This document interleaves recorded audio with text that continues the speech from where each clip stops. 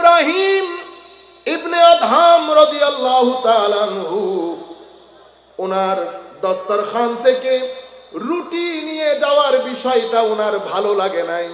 উনি বুঝতে পেরেছেন কিছু না কিছু একটা ঘটনা ঘটবে। উনি না খেয়ে কাকের পেছনে ছুটতে লাগলো। কাক এক সময় গিয়ে পাহাড়ের উপরে একটা গাছের উপর বসে মুখের মধ্যে রুটি নেওয়া। হযরত ইব্রাহিম ইবনে আদহাম পাহাড়ের উপর যখন উঠেছে, কাক আস্তে করে উড়াল দিয়ে পাহাড়ের ভিতরে একটা গাছের সাথে ছোট্ট একটা বাচ্চা, ছোট্ট একটা যুবক, কেউ পিছমোড়া বাঁধিয়ে গাছের সাথে বেঁধে রেখেছে। একটা ছেলেকে কেউ পিছমোড়া বাঁধে যে কোনো কারণে বেঁধে রেখেছে। ছেলেটার খিদা লেগেছে, খাউন দেওয়ার কেউ নাই। হায় হায় হায়, ছেলেটা নিশ্চয়ই বলেছে যে আল্লাহ তুমি না বলেছো রব্বুল আলামিন তুমি খাদ্যের ব্যবস্থা করো, আমার খিদা লেগেছে। হযরত ইব্রাহিম ইবনে আদহাম বলছে আমি দেখলাম কাক ওই ছেলের বরাবর গিয়ে আস্তে করে রুটিটা তার কোলের উপর ফেলেছে, আস্তে করে রুটিটা তার কোলের উপর ফেলেছে। যেই মাওলা এই বাচ্চার ক্ষুধা নিবারণ করার জন্য কাকের সাহায্য নিয়েছে, সেই মাওলা আজকে আমাদের খাদ্য এবং ক্ষুধা নিবারণ করতে পারে না? আমাদের বিশ্বাস খতম হয়ে গেছে। কিছু দুনিয়া, কিছু নফস, লোভ, লালসা, কিছু টাকা পয়সা আমাদের ভিতর থেকে আমার আল্লাহর মহব্বত, আল্লাহর খৌফ ও খশিয়ত, আমার নবীর ইশক, আউলিয়ায়ে কেরামের নিসবতের দুনিয়াকে বিরান করে দিয়েছে। নিসবতের দুনিয়াকে বিরান করে দিয়েছে। আমাদের ভিতর থেকে আমার আল্লাহর প্রতি সেই ভরসা উঠে গেছে। সম্মানিত উপস্থিতি, এখন সময় আমরা আবার সেই জিনিসগুলা ফেরত আনি, কারণ আমার আল্লাহ বুড়া হয়ে যান নাই। ওয়াল ইয়াযু বিল্লাহ, নকল কুফর, কুফর না বাস। আমার আল্লাহ আগে যেমন ছিলেন এখনো তেমন আছেন। আমার আল্লাহ এখানে থাকেন। আল্লাহ বলছে বান্দা আমি সাই রোগেরও কাছে, আর আমার নবী তোমার জীবনেরও কাছে। আমি পিছনে, হায় হায় হায়, আমি এখানে আছি, আর আমার নবী রহমতুল লিল আলামিনকে তোমার জানের চেয়েও কাছে করে দিয়েছি। যা লাগে, হাদিসে কুদসির মধ্যে আমার আল্লাহ বলছেন বান্দা, আমার আল্লাহ নাকি প্রত্যেক রাতে 12টার পরে বান্দাকে ডেকে ডেকে বলে বান্দা কোনো অসুবিধা আসেনি। কেন বলে জানে? কারণ উনি রহমান, উনি রাহিম। নিজের পরিচয় দেওয়ার ক্ষেত্রে বলে নাই আলহামদুলিল্লাহি রাব্বিল আলামিন আর রহমানির রহিম মালিক ইয়াউমিদ্দিন। আমার আল্লাহ যখন নিজের পরিচয় তুলে ধরছেন বলেছেন আমি রহমান। মওলা রহমান কহে আমি দয়ালু। কিরকম দয়ালু? দুনিয়াতে তোমার যা কিছু প্রয়োজন আমি দান করব, আমি তখন তোমার যোগ্যতা দেখব না। দুনিয়াতে যা প্রয়োজন আমি তোমার প্রয়োজন অনুসারে তোমাকে দান করব, আমি যোগ্যতা দেখব না। তুমি কে, তুমি কার ছেলে, বিশ্বাস করো কি করো না, এগুলা দেখব না। এই জন্য তিনি রহমান। রহমান মানি দুনিয়াতে যিনি যেহেতু প্রতিপালক, সেই হেতু আমার এখানে যা প্রয়োজন আমার আল্লাহ নিজে বন্দোবস্ত করেন বান্দার জন্য। যখন আপনাকে চেয়ার দেবেন, ধন দেবেন, দৌলত দেবেন, জ্ঞান দেবেন, আমার আল্লাহ আপনার পিছন দেখবে না, চেয়ারও দেখবেন প্রয়োজন। আর রাহিম এটা আখিরাতের সাথে সম্পৃক্ত। এখন আমার আল্লাহ সবাইকে দয়া করবেন না, সেদিন যোগ্যতার বিচারে দয়া করবেন। সেদিন যোগ্যতার বিচারে, আজকে প্রয়োজনের বিচারে। আজকে আপনার প্রয়োজন মিটাবে কিয়ামতের ময়দানে মালিক ইয়াউমিদ্দিন। আজকে আমার বিচারের দিন। বান্দা আজকে না, আজকে তোমার যোগ্যতা বাদ দিয়ে আমি তোমাকে দয়া করব না। যোগ্যতা কেন? এখান থেকে আমরা বলতে চাচ্ছি আমাদের বক্তব্যটা। আমরা এখানে আমাদের একটা উদ্দেশ্য আছে। রুয়ে জমিনের মধ্যে যা কিছু বানিয়েছেন আমার আল্লাহ, সব এক জায়গায়, আমরা আরেক জায়গায়। আমাদের মেতর থেকে শুরু করে সুইপার থেকে শুরু করে উপরের লেভেল, যেহেতু আমি মানুষ, আমার বানানোর পেছনে একটা উদ্দেশ্য আছে। সেই উদ্দেশ্যটা কি? তো সেই উদ্দেশ্যটা হচ্ছে প্রত্যেক ব্যক্তি দুনিয়া থেকে যাওয়ার আগে আল্লাহর সন্তুষ্টি নিয়ে যেতে হবে। সেটা 10 টাকার হোক, 20 টাকার হোক, 100 টাকার হোক, প্রত্যেক ব্যক্তি যার যার সামর্থ্য অনুযায়ী আল্লাহর সন্তুষ্টি নিয়ে যেতে হবে। মনে রাখবেন, আমার আল্লাহর সন্তুষ্টি কখনো ইবাদত ছাড়া আসে না। কি ছাড়া? ইবাদত ছাড়া আসে না। ইবাদত মানে কি? মনে রাখবেন, আমার উপর আল্লাহ যে দায়িত্ব দিয়েছেন, সেই দায়িত্ব আল্লাহ এবং রসুলের পথ মত অনুযায়ী আদায় করার নাম ইবাদত। ইবাদত শুধু মসজিদের মধ্যে নামাজ পড়ার নাম ইবাদত না। আপনি ব্যবসা করছেন, সেই ব্যবসার মধ্যে মানুষের হক খেয়াল করে আদায় করা, এটা ইবাদত। রাস্তা পরিষ্কার করছেন, ইবাদত। মসজিদ পরিষ্কার করছেন, ইবাদত। থানা বিল্ডিং এ আপনি মানুষের বিচার করে দিচ্ছেন, ইবাদত। মানুষের কাজ সহজ করে দিচ্ছেন, ইবাদত। ইবাদত একটা বিশাল বিস্তৃত। ঘরের মধ্যে আপনি, আমার মারা, বোনেরা, আমাদের আহলিয়ারা ঘরের মধ্যে পাকশাক করে আমাদেরকে খাওয়াচ্ছেন, এটাও ইবাদত। সবচেয়ে বড় ইবাদত কোনটা? তো সবচেয়ে বড় ইবাদত যিনি বানিয়েছেন তাকে সিজদা করা। তাকে সিজদা করা সবচেয়ে বড় ইবাদত। হায় হায় হায়। সিজদার মধ্যে কি হয়? তো সিজদার মধ্যে মানুষ তার শরীরের সবচেয়ে উৎকৃষ্ট যেটা অংশ, সেটাকে সবচেয়ে নিকৃষ্ট অংশের মধ্যে ফেলে রাখে মানুষ সিজদার মধ্যে। এই কারণে আমরা সিজদা কয়বার করি? 2 বার।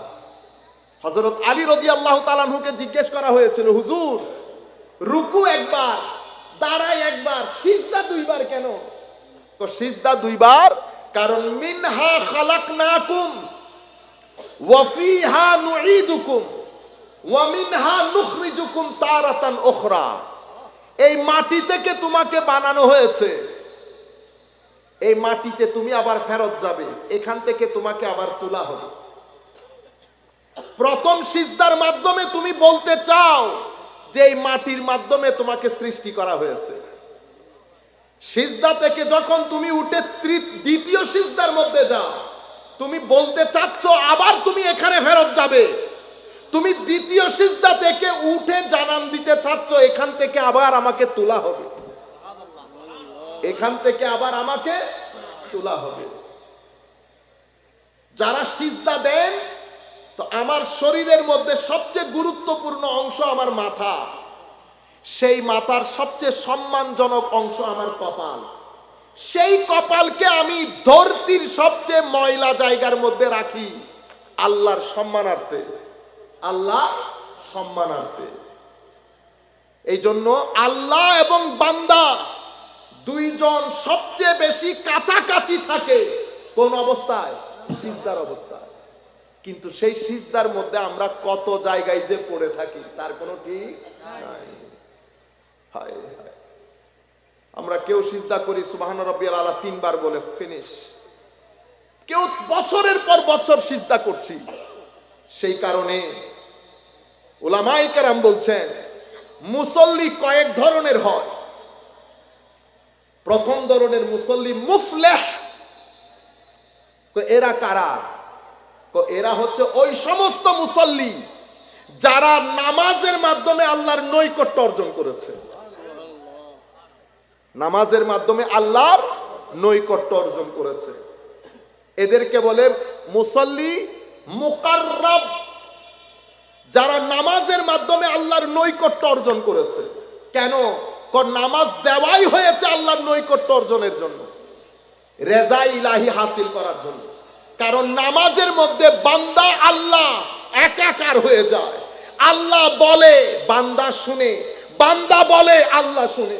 বান্দা বলে সুবহানাকা, মাওলা তোমার পবিত্রতা, আল্লাহুম্মা ওয়া বিহামদিকা, তোমার প্রশংসা।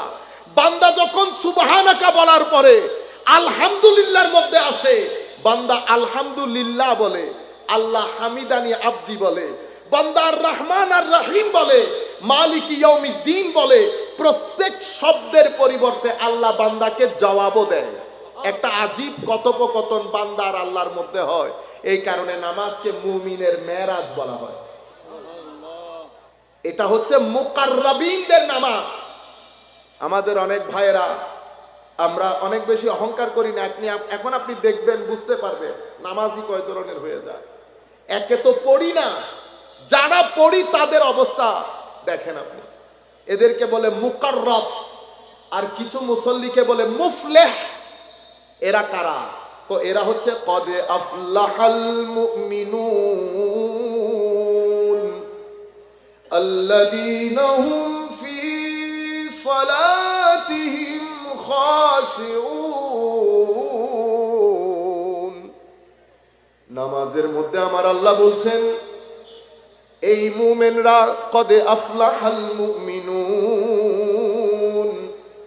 আমার ওই মুমিন বান্দারা সফল হয়েছে, সাকসেসফুল হয়েছে, যাদের নামাজের মধ্যে খুশু এবং খুদু একাগ্রতা আছে, তারা সফল হয়েছে। এই কারণে কিছু মুসল্লিকে বলা হয় মুসল্লি মুফলেহ, যাদের নামাজ তাদেরকে সফলতা দিয়েছে। এরা কারা? যাদের নামাজের মধ্যে তারা যখন যায় নামাজে দাঁড়ায়, শরীরও যায় নামাজে থাকে, মনও যায় নামাজে থাকে, তাদের শরীর এবং মন দুইটাই যায় নামাজের মধ্যে থাকে। এরা হচ্ছে সফল। আর কিছু মুসল্লিকে বলে মাজুর। এরা কারা? তো এরা হচ্ছে এ চাই মনকে টেনে। আপনারা আমার কথা ক্লিয়ারলি বুঝতে পারতেছেন? এটা ইকোটিকে একটু কমান যাতে সবাই স্পষ্ট বুঝতে পারে। বাইরের আওয়াজ পরিষ্কার হচ্ছে কিনা জানি না, মা বোনেরা আবার ক্লিয়ারলি শুনতে পাবেন না। বলতে চাচ্ছিলাম কিছু মুসল্লি আছে মাজুর।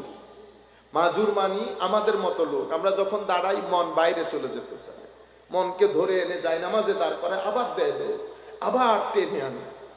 আজীব এক যুদ্ধ। ওয়াল্লাযীনা জাহাদু ফীনা লানাহদিয়ান্নাহুম সুবুলানা।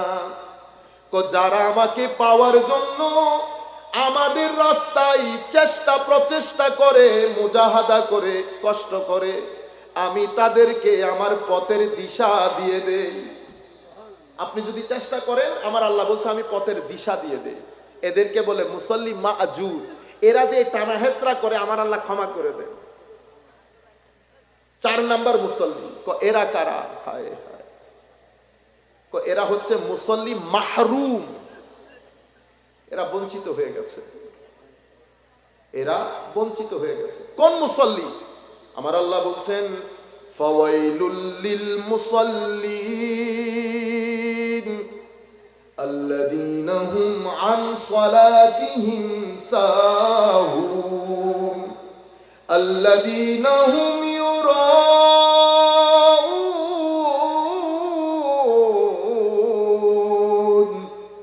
ওয়া ইয়ামনাউনাল মাউন।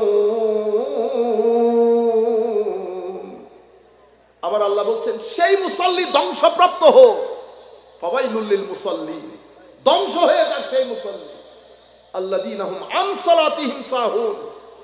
এমন মুসল্লি যারা হায় হায় হায় নামাজ গিয়ে একেবারে নামাজের আদাব, নামাজের এটিকেটস, নামাজের একটা আদাব আছে না, নামাজের রুকন আছে, রুকন আদব এটিকেটস কোনো কিছুর পরোয়া করে না। তারা দুনিয়ার মধ্যে থাকে, সময় মিললে আসরের ওয়াক্ত চলে যাচ্ছে, জোহর চলে যাচ্ছে, পড়বো পড়বো পড়বো করে সময় চলে যায়, হয় পড়ে না, নতুবা একেবারে শেষ সময়ে গিয়ে দাঁড়ায় তাড়াতাড়ি।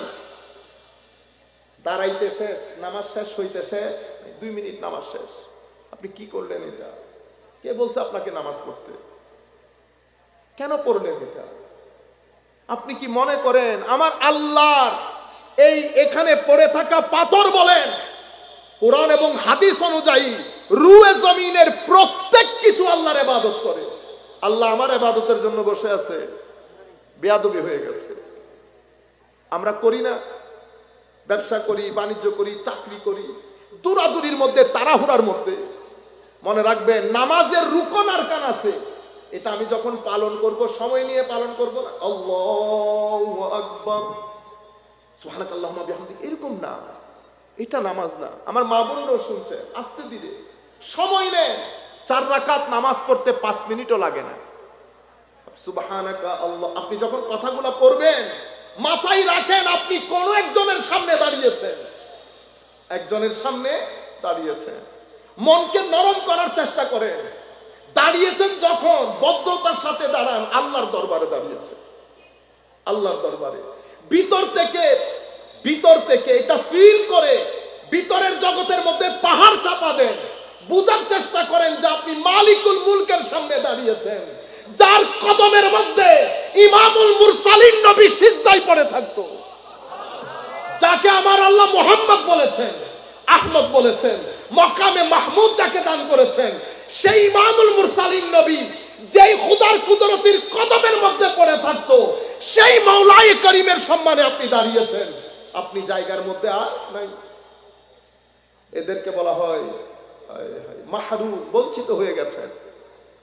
যারা দেখানোর জন্য নামাজ পড়ে, যাদের ওযু পবিত্রতার ঠিক নাই, যারা আদবের খেয়াল করে না, যারা আমার আল্লাহর দরবারে দাঁড়াতে হবে এটার হায়া করে না, যারা জোহরের নামাজ পড়ে মানুষ ঠকিয়েছে, গালিগালাজ করেছে, প্রতারণা করেছে, সবকিছু করছে, সে একবার চিন্তা করছে না আসরের নামাজে কিন্তু মালিকের সামনে দাঁড়াইতে হবে।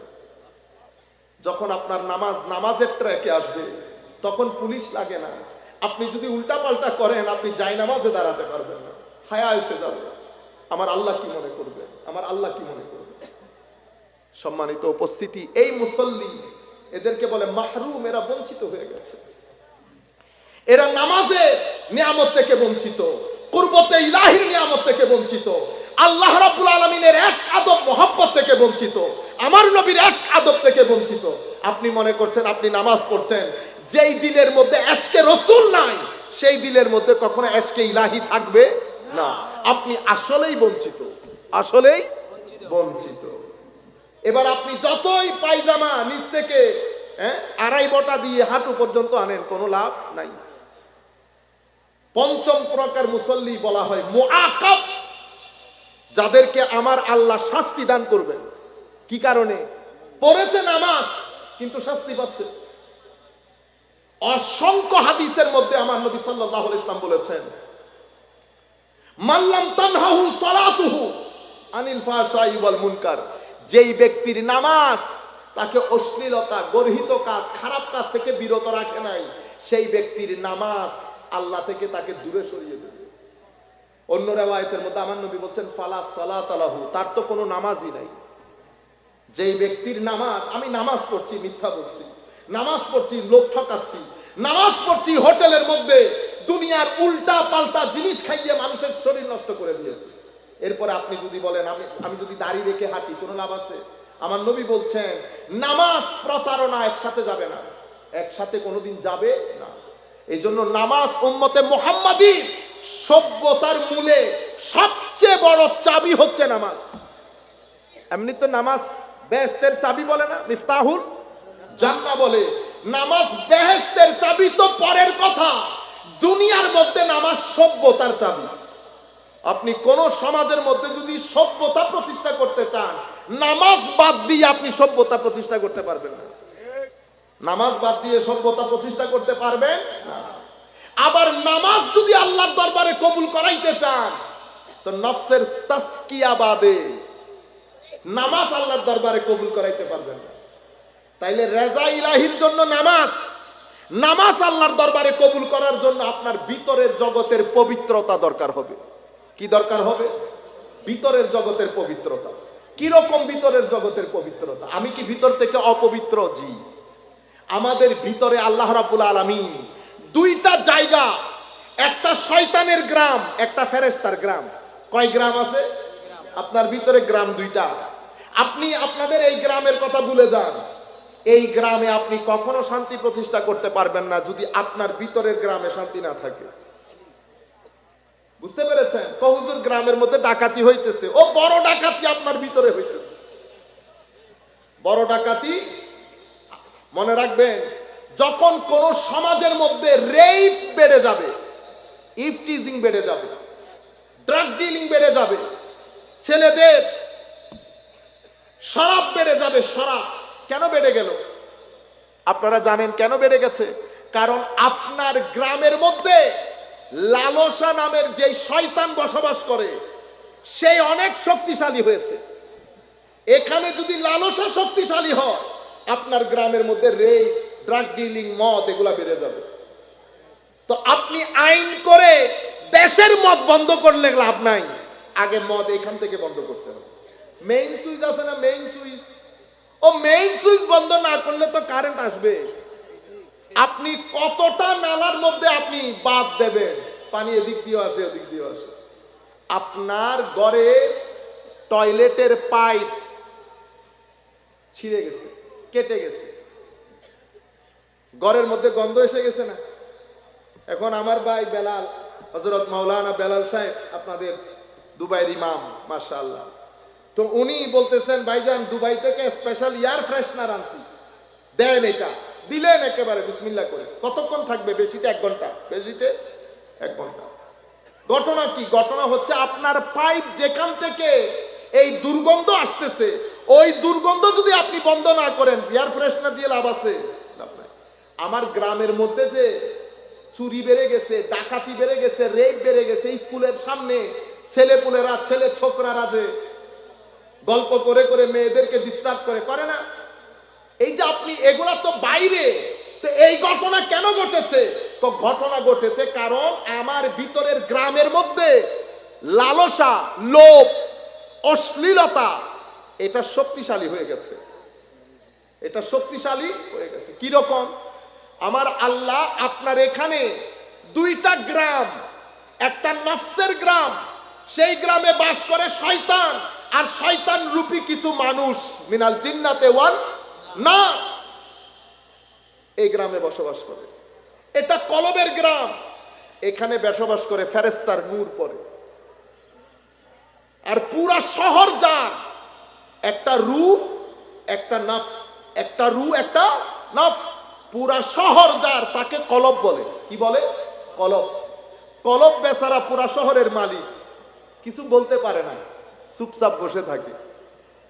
আপনার এই শহরের নফসের গ্রাম স্বাভাবিকভাবে দুষ্টামি করে, তো হেলে। আপনি নামাজ বন্ধ করে দিয়েছেন, আপনি দ্বীন, কোরআন, মসজিদ, ভালো মানুষের সঙ্গ সব বন্ধ করে দিলেন। আপনি টিভি সিনেমার মধ্যে, আমাদের মারা রাত দিন আপনি ঘরের মধ্যে টিভি সিনেমা চালালেন।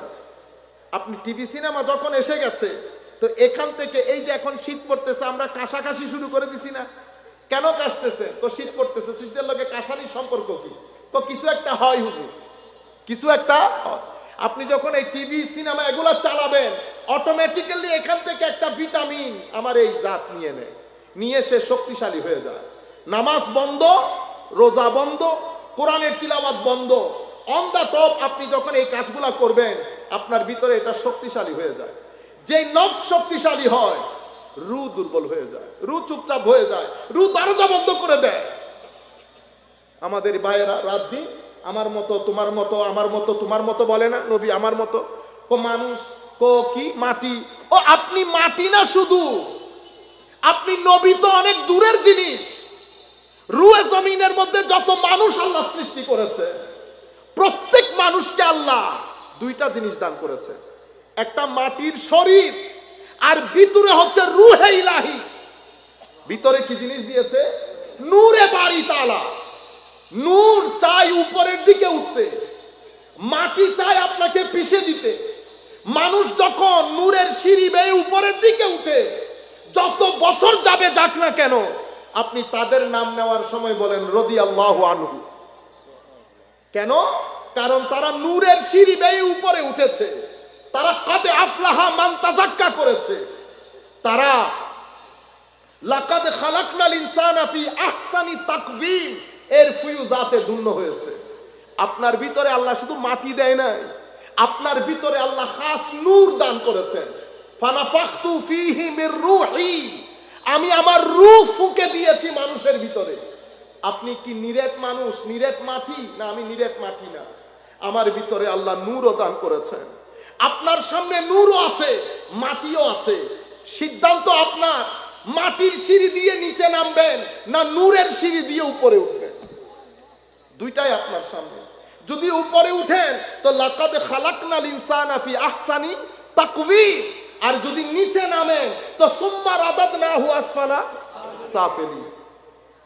আপনারা বুঝতে পেরেছেন? আপনি যখন নিচে নামবেন, আপনারা সূরা ফিলের মধ্যে পড়েন না, আলাম তারা কাইফা ফাআলা রাব্বুকা বিআসহাবিল ফিল। হাবিব, আপনি কি দেখেন নাই কাদেরকে? আসহাবুল ফিল, হাতির সঙ্গী সাথীদেরকে। কার সঙ্গী সাথী? হাতি। আপনারা হয়তো একটা জিনিস খেয়াল করেন না, মানুষ সৃষ্টির সেরা জীব না? সৃষ্টির সেরা জীব তো। বলার দরকার ছিল মানুষের সঙ্গী সাথী হাতি। আমি একটা এক্সাম্পল দিলে বুঝতে পারবেন। আমরা প্রধানমন্ত্রীর সাথে সফর সঙ্গী হয়ে ধরেন কোথাও গেলাম, পত্রিকার মধ্যে কি লিখবে? আজারি সাহেবের সফর সঙ্গী হয়েছেন প্রধানমন্ত্রী, এটা লিখবে? না প্রধানমন্ত্রীর সফর সঙ্গী হয়েছেন আজারি সাহেব, কোনটা লিখবে? আয় হায়, প্রধানমন্ত্রী। কেন? কারণ নিসবত সব সময় বড়র সাথে হয়। নিসবত কার সাথে? বড়র সাথে। তো এখানে হাতি, এখানে আব্রাহা রাজা মানুষ, এখানে বড়কে, তো আপাত দৃষ্টিতে তো মানুষ বড়। তো মাওলা আপনি এই মানুষটাকে হাতির দিকে দিয়ে দিলেন কেন? তো হাতি চতুষ্পদ জন্তু, ঠিক। এই মানুষ যখন নিচে নামে, কি নামে? নিচে নামে। তো এই নিচে নামলে চতুষ্পদ জন্তুর চেয়েও কি চলে যায়? নিচে চলে যায়। আমার আল্লাহ বলছেন, বান্দা এই বিয়াদব এসেছে আমার কাবা ধ্বংস করতে। তো যেহেতু সে কাবা ধ্বংস করতে এসেছে, সে মানুষ না, সে জন্তুর পর্যায়েও নাই, সে জন্তুর চেয়েও নিচে নেমে গেছে। যেহেতু জন্তুর চেয়ে নিচে নেমে গেছে, সেহেতু জন্তু তার চেয়ে সেরা, সেই কারণে আসহাবুল ফিল বলা হয়েছে। আসহাবুল, এটা উলামায়ে কেরাম, ইমাম রাজির তাফসীর দেখলে আরো সুন্দর করে বুঝতে পারবেন। অনেক অসম্ভব সুন্দর করে ইমাম রাজি বর্ণনা দিয়েছে। তো অন্য দৃষ্টিকোণ থেকেও এই চতুষ্পদ জন্তুর চেয়েও নিকৃষ্ট হয়েছে। কেন? এই যখন হাতিকে ধাক্কা দিচ্ছে কাবার দিকে যাওয়ার জন্য, হাতি কাবার দিকে না গিয়ে উত্তর দিকে হয়ে যাচ্ছে, মানে হাতিরও বুঝে আসছে এটা আল্লাহর ঘর, ভাঙা যাবে না। তো যেটা চতুষ্পদ জন্তুর বুঝে এসেছে, সেটা দুই পায়ের জানোয়ারের বুঝে আসে নাই। সেই কারণে কি বলা হয়েছে? আসহাবিল ফিল। তুই মানুষ না বেটা, তুই হাতির সঙ্গী সাথী। হাতির সঙ্গী সাথী মানে নির্মের জিনিসকে উর্দের জিনিসের সাথে কি করে দিয়েছে। আজকে এই মাহফিলে আমাদেরকে একত্রিত হওয়ার তৌফিক দান করেছেন আমার ভাই মুফতি আলাউদ্দিন জিহাদি সাহেব। যা কিছু বলে আমাদেরকে সম্মানিত করেছেন, আমরা আল্লাহর দরবারে দোয়া করি মাওলাই করিম তার হায়াতের মধ্যে লক্ষ কোটি বরকত দান করুন। মাওলাই করিম যেভাবে তিনি আমাকে সম্মানিত করেছেন, আল্লাহ যেন দুনিয়া আখেরাতে আল্লাহ আল্লাহ হিসেবে তাকে সম্মানিত করেন। সাথে আমি এও দোয়া করছি আমাদের আজকের অনুষ্ঠানের সম্মানিত প্রধান অতিথি আমাদের শাহাদাত ভাইজান, আমি তো আর দীর্ঘ সময়কাল ধরে চিনি না, কিছুক্ষণ আগে আমাদের সাথে যতটুকুন কথা হয়েছে, দোয়া করি মাওলাই করিম ওনাকে হায়াতে তৈয়বা তবিলা তাহেরা দান করুন। আল্লাহ যেন হিংসুকের হিংসা, নিন্দুকের নিন্দা এবং ষড়যন্ত্রকারীর ষড়যন্ত্র থেকে আল্লাহ তাকে রক্ষা করুন। আমাদের উলামায়ে কেরাম যারা মাহফিলের মধ্যে এসে উপস্থিত হয়েছেন, আল্লাহ যেন তাদেরকে হেফাজত করেন। সম্মানিত উপস্থিতি, আমরা শুরু করতে অনেক লেট করে ফেলেছি, 12টা বেজে গেছে। এই সময় মাহফিল শেষ করার সময়, যেহেতু আপনারা বসেছেন, আমরা আজকে একটা মূল বিষয় নিয়ে কোনো ধরনের কথা না বাড়িয়ে বর্তমান সময়কে সামনে রেখে আমরা আল্লাহ রাব্বুল আলামিনের তৌফিক অনুযায়ী কিছু কথা বলার চেষ্টা করি। সম্মানিত উপস্থিতি, আল্লাহ রাব্বুল আলামিন আদম আলাইহিস সালাম থেকে আমার নবী পর্যন্ত অসংখ্য নবী রাসূল আল্লাহ পাঠিয়েছেন। কি কারণে পাঠালেন? আমাদের হেদায়েতের জন্য, ঠিক না? আমরাও বলি আমাদের হেদায়েতের জন্য, কিন্তু হেদায়েত জিনিসটা কি? হেদায়েত আমাদের দরকার কি? ব্রেইন আছে, কলেজে যাচ্ছি, বিশ্ববিদ্যালয়ে যাচ্ছি, চাকরি বাকরি করছি, এতটুকুন যথেষ্ট না? হেদায়েতের দরকার কেন পড়লো? আমার আল্লাহ আমাকে আপনাকে এই পৃথিবীতে থাকার জন্য আমার আল্লাহ শাক সবজি ফল ফ্রুট কোনো কিছু বাকি রাখছে না। হায় হায় হায়। এরপরে পৃথিবীকে কত সুন্দর করে সাজিয়েছেন আল্লাহ। সমুদ্র দিয়ে সাজিয়েছেন, পাহাড় দিয়ে সাজিয়েছেন, আসমান গ্রহ নক্ষত্র দিয়ে সাজিয়েছেন। সবুজ কি সবুজ, দেখলে মন ভালো হয়ে যায়, ঠিক না? পুরা পৃথিবীকে আল্লাহ সাজালেন। আমরা থাকার জন্য আল্লাহ একটা সুন্দর পরিবেশ সৃষ্টি করেছেন। হয়ে তো গেল আল্লাহ, আবার হেদায়েতের দরকার কি? হেদায়েতের দরকার পড়লো কেন? কারণ আমার আল্লাহ যখন আমাদেরকে বানিয়েছেন, পৃথিবীতে আল্লাহ আমরা ছাড়া আরো অনেক সৃষ্টি পৃথিবীতে সৃষ্টি করেছেন। শুধু আমরা না, এখানে কেউ বলে 18,000 মখলুকাত, কেউ কিন্তু গনে দেখে নাই কয় হাজার মখলুকাত। আপনি যে কোনো জগতে, প্রাণী জগতে, পিঁপড়ার জগতে যদি ঢোকেন আপনি বের হইতে পারবেন না, এত প্রজাতির পিঁপড়া আল্লাহ তৈরি করেছে। এবং আজীব বিষয় হচ্ছে আমার আল্লাহ বলেন যে এই প্রত্যেকটা পিঁপড়ার খাদ্যের ব্যবস্থা আমি আল্লাহ করি। এবং কিছু বিষয় তো অ্যামেজিং, আপনারা হয়তো সেভাবে চিন্তা করেন না, সেই জন্য অনেক কিছু বুঝতেও পারেন না। সেই জন্য আমার আল্লাহর দয়া অনুগ্রহ এগুলা থেকে আস্তে আস্তে আমাদের আস্থা উঠে যাচ্ছে, উঠে যাচ্ছে, উঠে যাচ্ছে।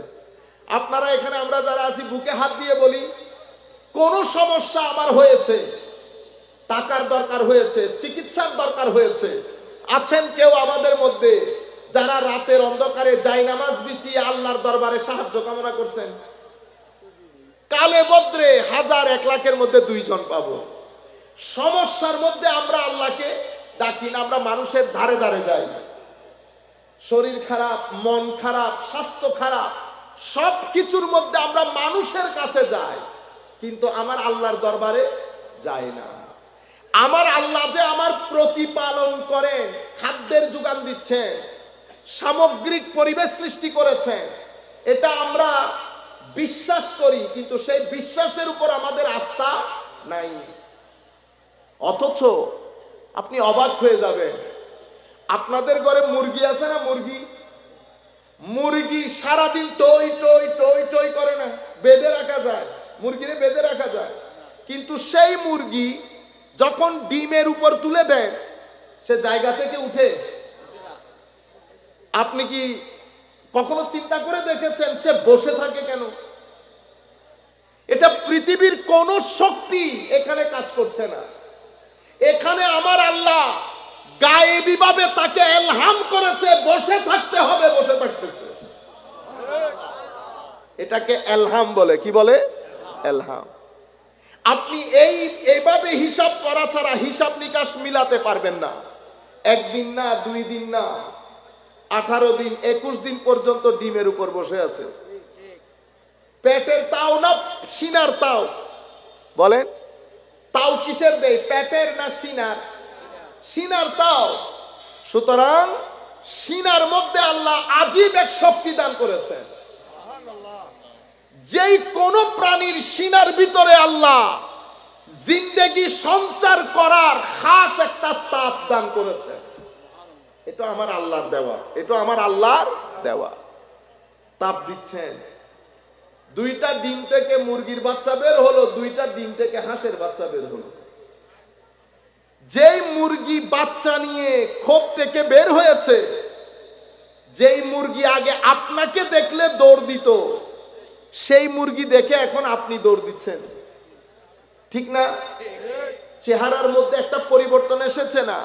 রূপ, দবদবা, পার্সোনালিটি, যেটাকে আপনি বলেন ব্যক্তিত্ব, মুরগির যেই মুরগি টই টই টই টই করত, সেই মুরগির ব্যক্তিত্বের মধ্যে আসমান জমিনের ফারাক চলে এসেছে। কিসের কারণে? ধ্যানের কারণে। কিসের কারণে? এবং জুহুদের কারণে। আপনি যখন টই টই করা বন্ধ করে কোন একটা জায়গার মধ্যে আমার আল্লাহকে নিয়ে ধ্যানমগ্ন থাকবেন, আল্লাহ আপনার ব্যক্তিত্ব পরিবর্তন করে দেবে। মানুষ কথা বলতে চাইলেও আপনার সম্মুখে চোখে চোখ রেখে কথা বলতে পারবে না। মুরগির চোখের দিকে তাকাইছেন, কেমন লাগে? আপনি পাশে যান, এমনে করে ঝাপটা দেন।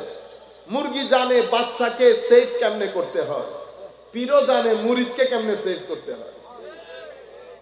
আপনারা বুঝতে পারছেন? মুরগির বাচ্চা মুরগিকে আমার থেকে এবং কাক এই ধরনের জিনিস থেকে সেভ করে। আল্লাহর ওলিরা তাদের মুরিদকে শয়তানের ওয়াসওয়াসা থেকে সেভ করে। আপনি যখন মুরগিকে দেখতে ভয় পাচ্ছেন, শয়তানও তেমন আল্লাহর ওলির চেহারা দেখলে ভয় পায়। এগুলো সব ধ্যানের খেলা। কিসের খেলা? ধ্যানের খেলা। আপনি যখন ধ্যানমগ্ন হয়ে একেবারে একনিষ্ঠতার সাথে আল্লাহ আল্লাহ জিকির করবেন এবং যা কিছু আমার আল্লাহ রসুল হারাম করেছেন তা থেকে নিজেকে আস্তে আস্তে সরাই নেবেন, যা পছন্দ করে আল্লাহ আল্লাহ রসুল তা করার চেষ্টা করবেন, আল্লাহ আপনার জীবনের মধ্যে একটা পরিবর্তন আনবে। এটা আমার বিষয় না। আমি আপনাকে বলতে চাচ্ছি, আল্লাহর নিয়ামত দেখেন। 4 বাচ্চা যখন পুকুরের পাড়ে এসেছে, হাঁসের বাচ্চা কিন্তু পুকুরে লাফ দিয়ে দিয়েছে, ঠিক না? মুরগির বাচ্চা কিন্তু আপনি ঠেললেও পুকুরে নামে না। আপনি কখনো চিন্তা করে দেখেছেন মুরগির বাচ্চা সাঁতার কাটতে পারে না? এটা মুরগির বাচ্চা জানে। হাঁসের বাচ্চা সাঁতার কাটতে পারবে, এটা হাঁসের বাচ্চা জানে। জানান কে দিয়েছে? আপনি না আমি? আমার আল্লাহ। কেন? কারণ আমার আল্লাহ যার জন্য যা প্রয়োজন, এটাকে বলে সারভাইভাল। আপনার অস্তিত্ব টিকানোর জন্য যা প্রয়োজন আল্লাহ রাব্বুল আলামিন সবার ভিতরে ফিট করে দিয়েছে। সবার ভিতরে। গাভীর বাচ্চাকে বুঝাতে হয় না তার মায়ের দুধ কোথায়, সে দুধ পান করতে হবে, এটা গাভীর বাচ্চাকে বুঝাতে হয় না। ঠেল্লা টুল্লা সে জায়গার মধ্যে চলে যায়। কবুতর আছে না? কবুতর, কবুতর সহ যেই পাখিগুলা নর এবং নারী আছে, তারা ডিম দেওয়ার পরে ডিমের উপরে নরও তাও দেয়, নারীও তাও দেয়। কিন্তু আপনি তাদের টাইম অ্যাডজাস্টমেন্ট, এই যে নর যদি 1.5 ঘন্টা তাও দেয়, নারীও 1.5 ঘন্টা তাও দিবে। এই যে তাদের টাইম অ্যাডজাস্টমেন্ট, তাদের কাছে কি ঘড়ি আছে? ঘড়ি। আমাদের যাদের কাছে ঘড়ি আছে, আমরা 5 মিনিট লেট করে জামাত তরক করে ফেলি, হয় না? আবার গিয়ে বলি যে হাই কোথা, আমার ঘড়িটা একটু 5 মিনিট পরে চলে গেছে। মানুষ টাইম অ্যাডজাস্টমেন্ট লস করে, কিন্তু কবুতর, এই পাখি কোনোদিন আপনি বেঁধে রাখা ছাড়া তাদের টাইম অ্যাডজাস্টমেন্ট আপনি কখনো নষ্ট করতে পারবেন না। আজীব আমার মাওলার শান। প্রত্যেক জায়গার পেছনে আমার আল্লাহর খেলা। এই জন্য বলে না, মাওলা তুই রে তুই, আউয়াল আখির মাওলা তুই রে তুই। শুধু তাই না, আলহামদুলিল্লাহি রাব্বিল আলামিন, আমার আল্লাহ বিশ্ব ব্রহ্মাণ্ডের প্রতিপালক। এই রব্বুল আলামিনের তাফসীর করতে গিয়ে ইমাম রাজি ওনার তাফসীরের কিতাবের মধ্যে 2টা ঘটনা এনেছেন। আমি একটা ঘটনা বলি। হযরত ইব্রাহিম ইবনে আদহাম রাদিয়াল্লাহু তাআলা আনহু, একেবারে প্রথম যুগের আল্লাহর ওলি, হুজুর গৌসুল আজমদেরও অনেক আগে। ইব্রাহিম ইবনে আদহামকে কেউ একজনে দাওয়াত করেছে। উনি দাওয়াতে গেলেন, রুটি তরকারি দেওয়া হয়েছে। হঠাৎ করে একটা কাক মাঝখান থেকে এসে রুটি নিয়ে দেয় দৌড়। হযরত ইব্রাহিম ইবনে আদহামের কাছে জিনিসটা স্বাভাবিক মনে হয় নাই। উনিও কাকের পেছনে পেছনে যেতে লাগলেন।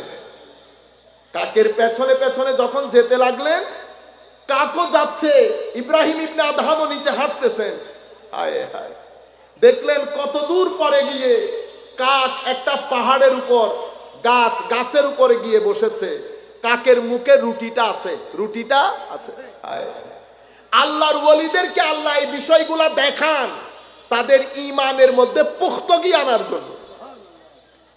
ইব্রাহিম ইবনে আদহাম রাদিয়াল্লাহু তাআলা আনহু, আমি আপনাদেরকে বিনয়ের সাথে অনুরোধ করব, আপনারা যদি টায়ার্ড হয়ে যান উঠে চলে যেতে পারবেন, এবং উঠে যখন চলে যাবেন বক্তব্য শুরুর আগে যাবেন। বক্তব্য শুরু হয়ে গেলে যদি আপনারা উঠা নামা করেন, এগুলো ডিস্টার্ব করে অনেক বেশি। তখন আপনারা একজন উঠেন, 10 জন তার দিকে চেয়ে থাকেন, জিনিসগুলো আমার ভালো লাগে না। সুতরাং যদি যাওয়ার থাকে চলে যান বিসমিল্লাহ করে। আমি কয়েকবার দরুদ শরীফ পড়তেছি, এই অবস্থার মধ্যে যারা যাবেন দয়া করে উঠে যাবেন, বক্তব্যের মধ্যে উঠানামা করবেন না। আল্লাহুম্মা সাল্লি আলা সাইয়্যিদিনা মাওলানা মুহাম্মদ ওয়া আলা আলি সাইয়্যিদিনা মাওলানা মুহাম্মদ। करीम से गर कतरा किसी ने मांगा,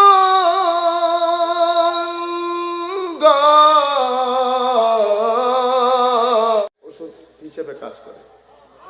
আপনি 1 মাস অ্যান্টিবায়োটিক খাইলে যে অবস্থা, কিছুক্ষণ আমার নবী সাল্লাল্লাহু আলাইহি ওয়াসাল্লামের মাজারে আকদাস সবুজ গম্বুজ, এটাকে ভিতরে ধারণ করে যদি কয়েকবার দরুদ শরীফ পড়েন দেখবেন অ্যান্টিবায়োটিকের কাজ করতেছে। আমরা কয়েকবার ইখলাসের সাথে, আমরা এখানে অনেকে এসেছে ওযুও করি নাই নিশ্চয়, ঠিক না? ওযু ছাড়া যখন আপনি মাহফিলে আসবেন তাইলে তো আপনি শুরুতেই ফুয়ুজাত, রহমত, বরকত আপনি নিজেকে 50%-এর মধ্যে নেমে আনছেন। যদি ওযু সহ আসেন, এমনিতেই আপনারা যখন নরমালিতে যদি ওযু অবস্থায় থাকেন, ওযু অবস্থায় থাকলে 2টা ফায়দা হয়। একটা হচ্ছে মানসিক প্রশান্তি পাওয়া যায়, আর একটা হচ্ছে আল্লাহ রাব্বুল আলামিন বান্দাকে 50% প্রটেক্ট করে শয়তানের ওয়াসওয়াসা থেকে। এটা আউলিয়ায়ে কেরাম আমাদেরকে পরামর্শ দেন ওযুর সাথে থাকতে। এটা প্রথম 2 সপ্তাহ অনেক কঠিন, কিন্তু যখন আপনি অভ্যস্ত হয়ে যাবেন তখন দেখবেন ওযু ছাড়া আপনি আর বের হইতে পারবেন না ঘর থেকে। যখন আপনি ওযু অবস্থায় থাকবেন, আপনি গালি দিতে দিতে দেখবেন গালি বন্ধ হয়ে গেছে। কেন? ওযু আছে যে। মিথ্যা স্বাভাবিকভাবে ওযু থাকার কারণে মিথ্যাও বলা যায় না। ফেসবুক ইউজ করার সময় অনেক দেখবেন নিজের ভিতরে একটা হায়া কাজ করে, আর যাই হোক ওযু আছে তো, এটা অনেক বড় কাজ দেয়। এখন আমরা সাধারণ সময়টা বাদ দিলাম, মাহফিলের মধ্যে যদি ওযু ছাড়া চলে আসি তাইলে তো আমি পুরো বরকত থেকে 50% একেবারে নিচের দিকে চলে এসেছি। আপনারা ভবিষ্যতে কোনো মাহফিলের মধ্যে ওযু ছাড়া বসবেন না। দ্বিতীয় যে বিষয়, মাহফিলে যখন আসবেন তখন অবশ্যই নিয়ত করে আসবেন। আপনি এখানে কি কারণে আসলেন? যদি মনে করেন যে মাহফিল জমানোর জন্য এসেছেন, তো মাহফিল জমার বিষয় না, মাহফিল তো জমানোর বিষয় না। মাহফিল হচ্ছে খাস কিছু রুহানি গেজা নেওয়ার মাহফিল। আমার শরীরের যেমন ক্ষুধা লাগে, আমার কলবেরও ক্ষুধা লাগে। শরীরের যেমন খাদ্য, কলবেরও তেমন খাদ্য। তো কলবের খাদ্যগুলা মেইনলি মসজিদে, মাহফিলে, খানেকায়, মাদ্রাসায় হয়। তো আমরা তো আর মাদ্রাসায় যাই না। তো মাহফিল হলে আমাদের রুহানি ক্ষুধা, রুহানি খাদ্যের একটা সুবন্দোবস্ত হয়। আপনারা পরবর্তীতে যখনই মাহফিলে আসবেন নিয়ত করে আসবেন যে আল্লাহ, এই মাহফিলের ওসিলায় আপনি আমাকে ধর্মের জ্ঞান দান করেন, আমার ওই ওই সমস্যাগুলোর সমাধান করেন। দেখবেন মাহফিলে আসলে মুখের মধ্যে দরুদ শরীফ রাখবেন। আপনারা বুঝতে পেরেছেন আমার কথা? এবার আমরা কয়েকবার দরুদ শরীফ পড়ি। বাইরে যারা বসে আছেন তারা যদি এখানে বসে যান দেখতে সুন্দর লাগবে। صلاة يا رسول الله عليكم سلام يا حبيب الله عليكم زیر رحمت کن ضرب حال زارم یا رسول اللہ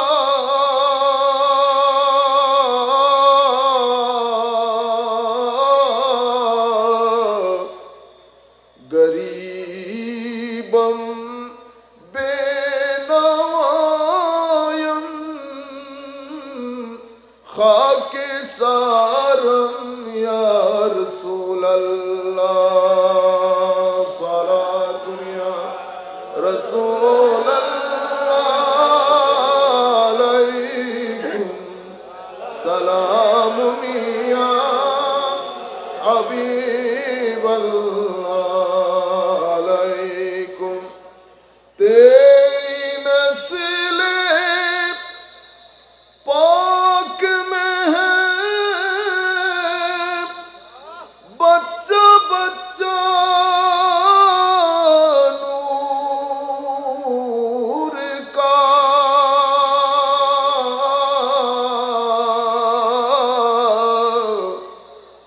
تو ہے آئین نور تیرا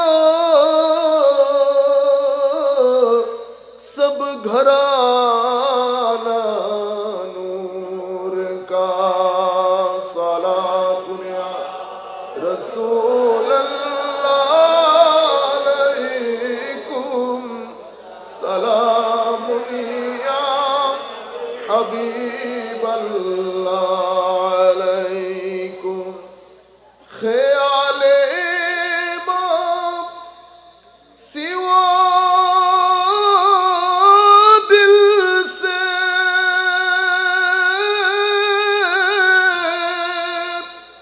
مٹا دو یا رسول اللہ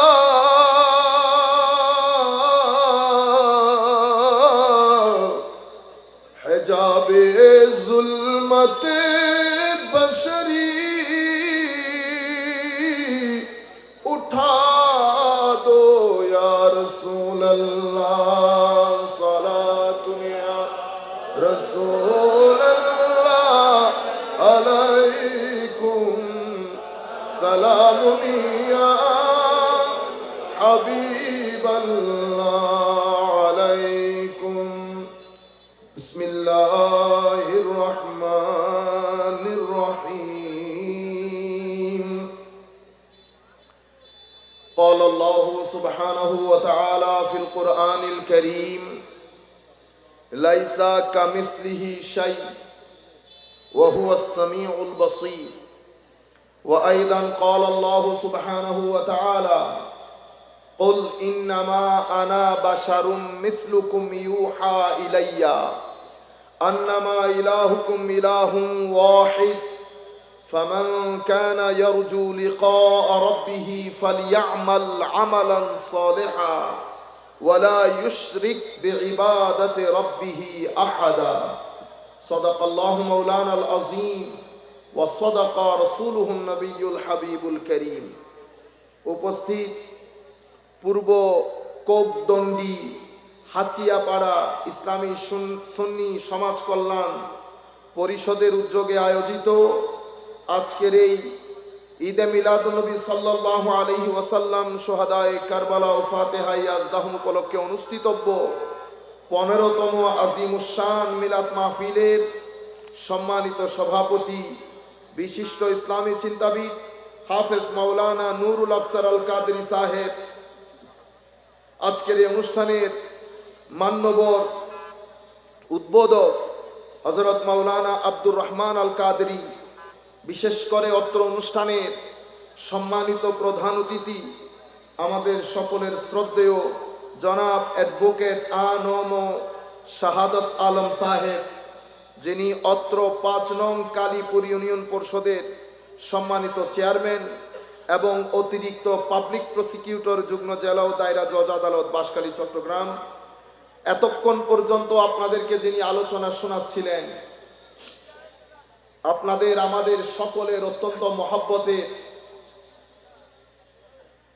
বাংলাদেশে সুন্নি অঙ্গনের অন্যতম পরিচিত মুখ খাদেম আল্লামা মুফতি আলাউদ্দিন জিহাদি সাহেব, খাদেম বিশ্ব জাকের মঞ্জিল আটরশি দরবার, আজকের এই অনুষ্ঠানের সম্মানিত বিশেষ অতিথি জনাব মোহাম্মদ নুরুল আলম, বক্তা মৌলানা ইসমত আলী আল কাদরি সাহেব সহ স্টেজ উপবিষ্ট সম্মানিত সুধীজন, সম্মানিত শ্রোতা মণ্ডলী,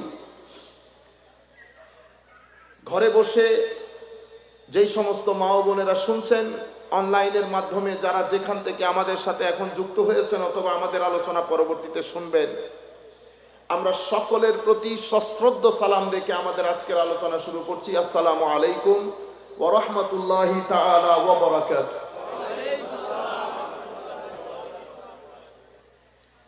আমরা আল্লাহ রাব্বুল আলামিনের দরবারে শুকরিয়া আদায় করছি